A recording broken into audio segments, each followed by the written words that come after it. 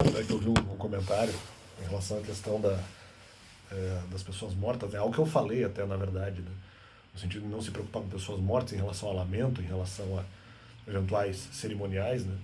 Não que você não possa, mas isso também não é necessário. As pessoas não precisam ficar presas a isso ou se sentirem muito tristes se eventualmente não comparecerem, vamos dizer, a uma cerimônia. Não que eu proíba também a pessoa de se sentir triste nesse sentido. Se eventualmente assim ela se sentir. Também não posso controlar o sentimento das pessoas, né?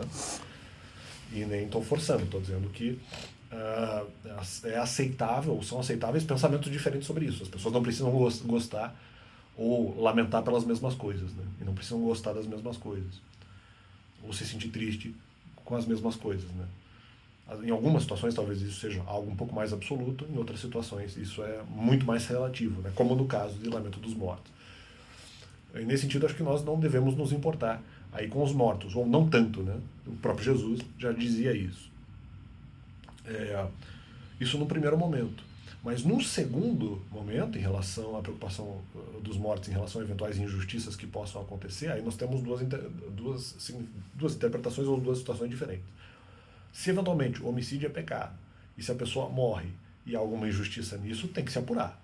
Então, seja na morte física, ou seja assim na comparada morte espiritual, se isso for de alguma forma aplicável à minha pessoa, né? Ou mesmo no caso de outras pessoas que de alguma forma ficaram muito tristes e foram terrivelmente atacadas e de alguma forma perdem ou têm afetada partes da sua personalidade, e isso é considerado como morte espiritual, tanto como numa morte física tem que se investigar para verificar qual foi a injustiça da pessoa que morreu, da mesma forma assim com a morte espiritual.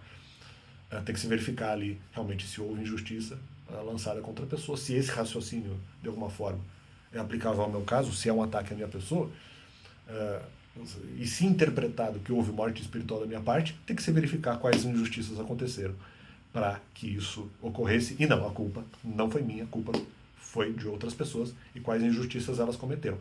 Tanto em morte espiritual como assim em homicídios físicos. Se eventualmente foi o caso na morte física de um homicídio, isso também é injusto e, no geral, se apura o que ocorreu para verificar se houve injustiça. Da mesma forma, naquilo que se reporta a morte espiritual. Não se preocupe com os mortos, não. Nos casos de injustiça, estaremos verificando abuso. E se não foi morte espiritual ou lesão, se houve, eu acho que eu prefiro mais trabalhar com o conceito de lesão espiritual, porque eu mantenho características